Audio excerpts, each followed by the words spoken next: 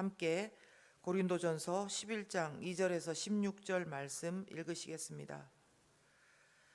너희가 모든 일에 나를 기억하고 또 내가 너희에게 전하여 준 대로 그 전통을 너희가 지킴으로 너희를 칭찬하노라. 그러나 나는 너희가 알기를 원하노니 각 남자의 머리는 그리스도요 여자의 머리는 남자요 그리스도의 머리는 하나님이시라. 무릇 남자로서 머리에 무엇을 쓰고 기도나 예언을 하는 자는 그 머리를 욕되게 하는 것이요 무릇 여자로서 머리에 쓴 것을 벗고 기도나 예언을 하는 자는 그 머리를 욕되게 하는 것이니 이는 머리를 민 것과 다름이 없음이라.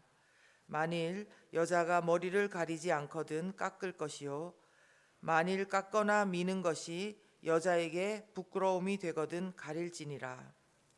남자는 하나님의 형상과 영광이니 그 머리를 마땅히 가리지 않거니와 여자는 남자의 영광이니라. 남자가 여자에게서 난 것이 아니요 여자가 남자에게서 났으며 또 남자를 위하여 지음을 받지 아니하고 여자가 남자를 위하여 지음을 받은 것이니 그러므로 여자는 천사들로 말미암아 권세 아래에 있는 표를 그 머리 위에 둘지니라. 그러나 주 안에는 남자 없이 여자만 있지 않고 여자 없이 남자만 있지 아니하니라. 이는 여자가 남자에게서 난 것 같이 남자도 여자로 말미암아 났음이라. 그리고 모든 것은 하나님에게서 났느니라. 너희는 스스로 판단하라. 여자가 머리를 가리지 않고 하나님께 기도하는 것이 마땅하냐? 만일 남자에게 긴 머리가 있으면 자기에게 부끄러움이 되는 것을 본성이 너희에게 가르치지 아니하냐? 만일 여자가 긴 머리가 있으면 자기에게 영광이 되나니 긴 머리는 가리는 것을 대신하여 주셨기 때문이니라. 논쟁하려는 생각을 가진 자가 있을지라도 우리에게나 하나님의 모든 교회에는 이런 관례가 없느니라. 아멘. 날마다 기쁜 새벽 큐티 말씀 함께 나누겠습니다. 오늘 본문은 1차적으로는 고린도 교회 예배의 상황에서 생기는 어떤 문제에 대해서 말씀하고 있습니다. 어떤 상황이냐면은 예배 때 남자와 여자의 복장에 대한 이야기입니다. 즉 머리에 무엇을 써야 되는지 안 써야 되는지에 대한 말씀을 하고 있습니다. 그러나 이 이야기는 2차적으로는 이와 관련된 남녀에 대한 어떤 구별과 그리고 권위에 대한 성경적인 원리를 말씀하고 있습니다. 사실 요즘이야 예배 때에 머리를 무언가를 쓰는 거는 가톨릭 교회에서나 있고 제가 듣기로는 극히 일부의 개신교회에서만 하고 있다고 합니다. 그런데 1세기 당시에는 로마 사회에서 여자가 머리 덮개를 쓰는 것은 결혼의 표시였다고 합니다. 고린도 교회에서도 마찬가지 관습이 있었는데요. 그래서 만약에 여자가 머리 덮개를 쓰지 않았다는 것은 미혼이라는 것을 나타내는 것이고, 그리고 만약에 결혼을 했는데도 머리 덮개를 쓰지 않고 있다면 성적으로 유혹하는 것이라고 간주했다고 합니다. 그런데 이런 관습이 있는데도 불구하고 고린도 교회의 어떤 여자들은 예배 때에 예수 그리스도 안에서는 남자나 여자나 마찬가지라 그런 말씀 때문에 자유함 때문이었는지 머리에 덮개를 쓰지 않아서 다른 교인들에게 걸림이 되었던 것 같습니다. 그래서 바울은 이에 대해서 남자나 여자나 다 그리스도 안에서는 같으니까 자유해라 이렇게 말한 것이 아니라 5절에 보시면 여자가 머리에 쓴 것을 벗고 기도나 예언을 하면 그 머리 결국은 남자를 말하는데요, 남편을 말하는데요, 그 머리를 욕되게 하는 것이라고 이렇게 말씀합니다.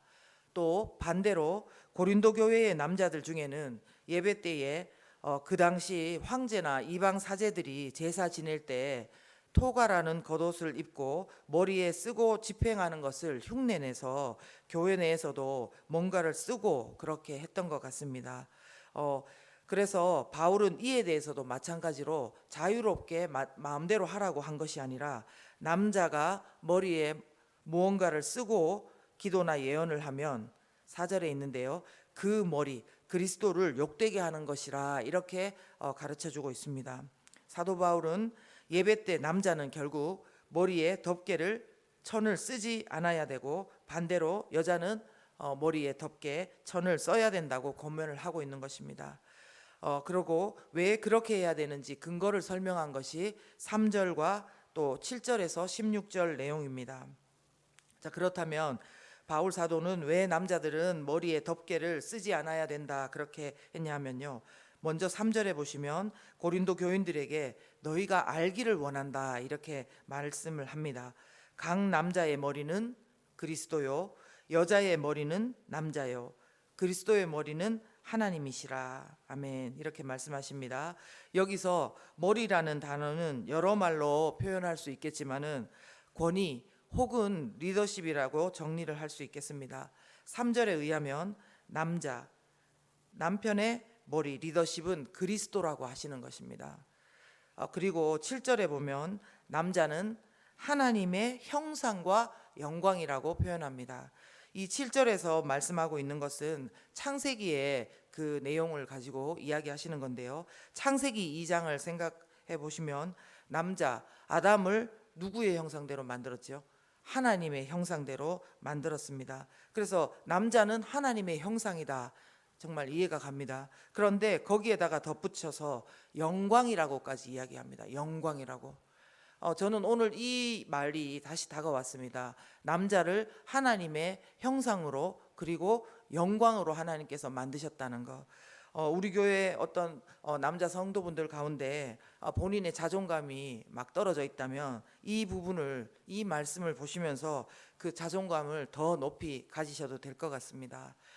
그래서 남자의 머리는 그리스도시고 남자는 하나님의 형상과 영광이기 때문에 남자는 남자의 머리이신 그리스도가 어떠함을 나타내는 존재입니다.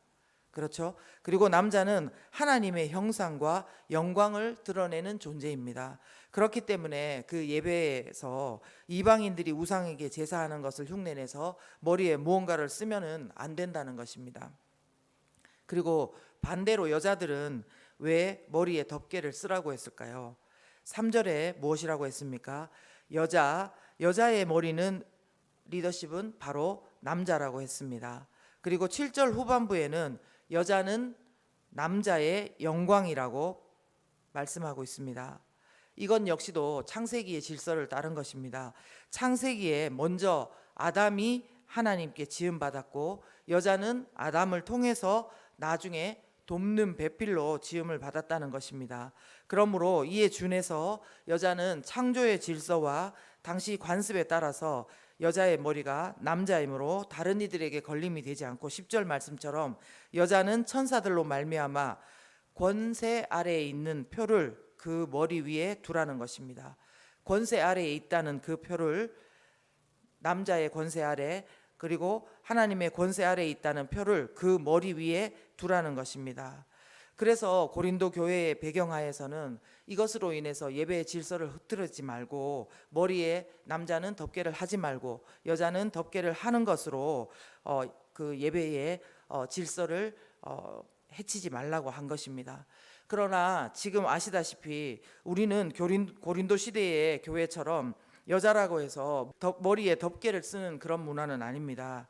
그렇다고 해서 이 말씀이 우리에게 아무 소용이 없는 것이 아니라 남자와 여자에 대한 성경적인 원리는 동일한 것입니다.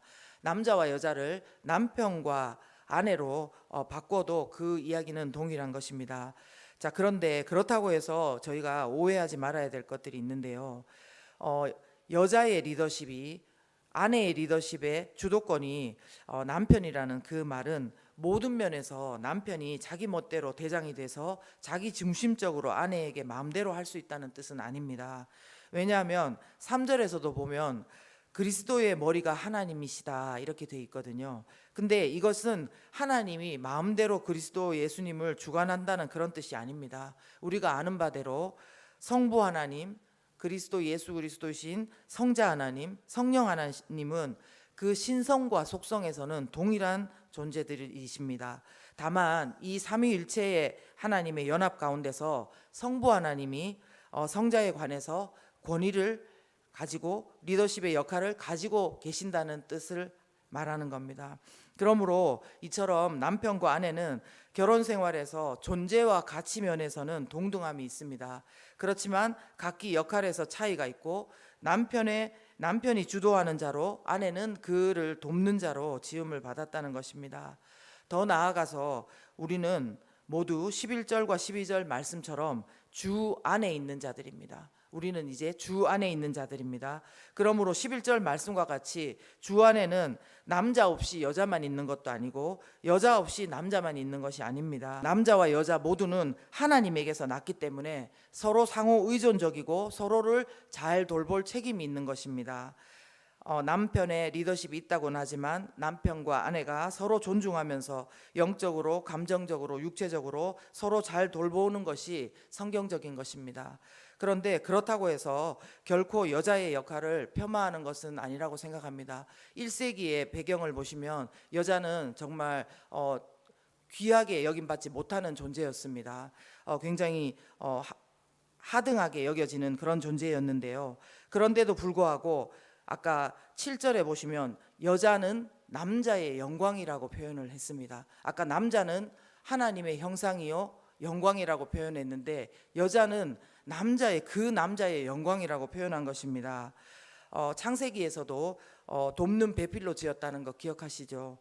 돕는 사람은 기본적으로 좀 더 힘이 있고 여유가 있는 사람일 때가 많습니다. 위에서 군림하면서 돕는 것이 아니라 더 섬세하고 더 많은 것들을 도울 수 있는 그런 위치인 것입니다. 남편을 머리로 인정하고 그를 돕기까지 우리는 항상 나가야 되는 것입니다. 때때로 아내들이 생각할 때 지금 우리가 경험하고 있는 상황이 우리 도저히 남편을 머리로 존중하기 힘들다는 상황이 있을 수 있습니다. 그렇지만 우리는 성경을 우리 믿음의 근거로 인정하는 한 오늘 그것에 실패하더라도 내일 다시 남자를 여자의 리더십으로 머리로 인정한 것에 대해서 그 방향으로 나아가야 될 것입니다. 그래서 오늘 제가 본문에서 만난 인간은 어떤 상황에도 남편을 나의 머리로 인정하는 인간입니다. 3절 말씀을 따라서요. 그리고 오늘 제가 만난 하나님은 남자와 여자를 영광스럽게 만들어주신 하나님이십니다. 여러분이 오늘 본문에서 만난 인간은 어떤 인간이며 어떤 하나님이십니까? 우리 함께 기도하겠습니다.